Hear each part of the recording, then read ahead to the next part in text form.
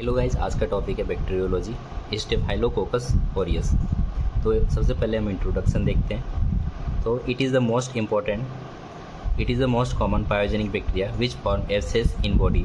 ये सबसे most common pyogenic bacteria है जो कि हमारे बॉडी में पस का फॉर्मेशन कराता है, एब्सेस का फॉर्मेशन कराता है। तो अगर इसका हम लोग शेप देखें तो राउंड शेप का होता है, राउंड या तो स्फेरिकल बोल सकते हैं उसको, राउंड एंड क्लस्टर फॉर्म में।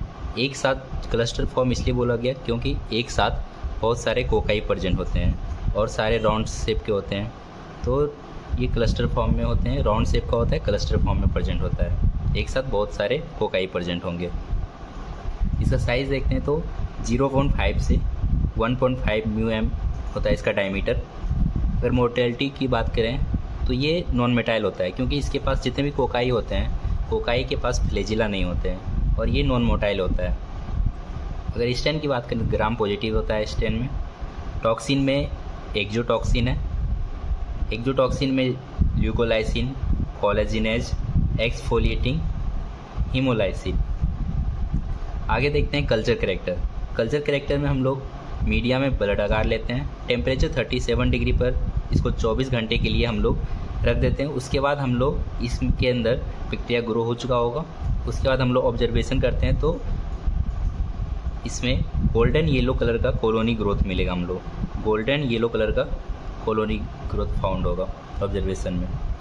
अगर मोड ऑफ ट्रांसमिशन देखें तो ऑटो इन्फेक्शन में देखें तो नॉर्मली स्टेफाइलोकोकस ऑरियस जो होता है हमारे एक्सटर्नल ईयर में प्रेजेंट होता है। अगर हमारे बॉडी का इम्यूनिटी कमज़ोर हो जाता है तो उसकी वजह से ये हमारे बॉडी में इंटर कर सकता है। एलो इन्फेक्शन में देखें तो किसी इंस्ट्रूमेंट के थ्रू हो सकता है, जैसे सर्जिकल ब्लेड के थ्रू या सूचर, थ्रेड, फोर्सेप के थ्रू ये बैक्टीरिया आ सकता है बॉडी में। इंक्यूबेशन पीरियड देखें तो 1 से 3 दिन इसका इंक्यूबेशन पीरियड होता है। पैथोजेनेसिटी में ये बैक्टीरिया जो होता है हमारे बॉडी टिश्यू में इंटर करता है किसी भी थ्रू, या तो इम्यूनिटी वीक होने की वजह से ईयर, एक्सटर्नल ईयर से, या तो फिर किसी इंस्ट्रूमेंट के थ्रू हमारे बॉडी में ये बैक्टीरिया इंटर करेगा और ये हमारे बॉडी में मल्टीप्लाई होकर टॉक्सिन लिबरेट करेगा। टॉक्सिन में एक्सफोलिएटिंग टॉक्सिन जो होता है वो डैमेज करता है हमारे कोलेजन प्रोटीन को। एंटेरोटॉक्सिन ये डैमेज करता है इंटेस्टिनल टिश्यू को। ल्यूकोलाइसिन ये डैमेज करता है न्यूट्रोफिल को, और हीमोलाइसिन जो होता है डैमेज करेगा आरबीसी को। The toxin produce necrosis and pus formation abscess. ये टॉक्सिन जो होते हैं हमारे बॉडी में नेक्रोसिस प्रोड्यूस करते हैं और पस का फॉर्मेशन कराता है, जिससे एब्सेस का फॉर्मेशन हो जाता है। और स्टेफाइलोकोकस के हम लोग वेरियस इफेक्ट देखेंगे तो सबसे पहले है स्किन में बॉयल्स होता है। बॉयल्स अगर किसी एक हेयर फॉलिकल्स के पास इन्फ्लामेशन हो रहा है, किसी एक हेयर फॉलिकल्स में इन्फ्लामेशन हो रहा है, पस हो रहा है, तो उसको बॉयल्स बोलते हैं। कार्बंकल्स देखें तो the pyogenic inflammation in cluster of hair follicle. एक साथ बहुत सारे हेयर फॉलिकल्स के पास इन्फ्लामेशन, हेयर फॉलिकल्स में इन्फ्लामेशन हो रहा है, उसको कार्बंकल बोलेंगे। इम्पेटिगो ये सुपरफिशियल पायोजेनिक इन्फेक्शन है क्योंकि स्किन के सुपरफिशियल लेयर में पस का फॉर्मेशन होता है। स्टाइज ये स्मॉल पायोजेनिक इरप्शन है, डेवलप होता है आईलिड के मार्जिन में। तो स्टाइज आईलिड के मार्जिन में डेवलप होगा पायोजेनिक स्मॉल इरप्शन। फ्रंकल्स जो होता है पायोजेनिक इन्फ्लामेशन होता है एक्सटर्नल ईयर में। आगे देखते हैं बोन में ऑस्टियोमाइलाइटिस। ऑस्टियो यानी बोन में इन्फ्लामेशन, तो the pyogenic inflammation in bone and bone marrow.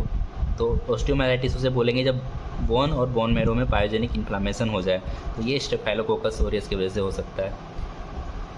Septic meningitis, staphylococcus septic meningitis भी कॉज करा सकता है, पायोजेनिक इन्फ्लामेशन हो जाएगा मेनिंजिस में। आगे देखें तो पायोजेनिक फूड पॉइजनिंग, तो the pus formation in intestine with diarrhoea and vomiting. अगर इसके वजह से इंटेस्टाइन में भी पस फॉर्मेशन हो सकता है, जिसकी वजह से डायरिया और वोमिटिंग कॉज करा देगा। आगे देखें तो surgical sepsis, the pyogenic inflammation at surgical wound. किसी भी प्रकार के सर्जिकल वुंड के पास अगर पायोजेनिक इन्फ्लामेशन हो रहा है तो surgical sepsis. Breast abscess, most common breast abscess जो होता है स्टेफाइलोकोकस ऑरियस की वजह से होता है। अदर्स में जॉइंट एब्सेस करा सकता है, जिसको पायोजेनिक अर्थराइटिस बोलेंगे। फीवर प्रोड्यूस करा सकता है बॉडी में। आगे लैब डायग्नोसिस देखें तो सबसे पहला है ग्राम स्टेन। सबसे पहले सैंपल लेंगे, एब्सेस या स्वैब से लेंगे, 1 ड्रॉप लेंगे, हम उसे स्लाइड स्मेल प्रिपेयर करेंगे और स्मेल को स्टेन करेंगे ग्राम स्टेन प्रोसीजर के थ्रू। उसके बाद ग्राम स्टेन प्रोसीजर करने के बाद हम लोग ऑब्जर्वेशन माइक्रोस्कोप से ऑब्जर्वेशन करेंगे और हम पाएंगे कि ब्लू कलर क्लस्टर फॉर्म में वो बैक्टीरिया प्रेजेंट होगा। आगे देखें culture and sensitivity of abscess. तो सबसे पहले सैंपल लेंगे, स्वैब या तो FNAC, कल्टीवेशन करेंगे हम लोग इसे ब्लड अगार में और ऑब्जर्वेशन करेंगे तो स्टेफाइलोकोकस ऑरियस बैक्टीरिया ग्रोथ होगा। आगे है TLC इंक्रीज होगा, TLC डिफरेंशियल ल्यूकोसाइट काउंट, ये भी इसमें न्यूट्रोफिलिया होगा, न्यूट्रोफिल की मात्रा इसमें ज़्यादा होगी। आगे CRP, ये भी इंक्रीज होगा। ट्रीटमेंट में देखें तो हम लोग केस के अनुसार ट्रीटमेंट के लिए अलग अलग मेडिसिन दे सकते हैं, जैसे हिपरसल्फर, सैलिसिया, मायरेस्टिका।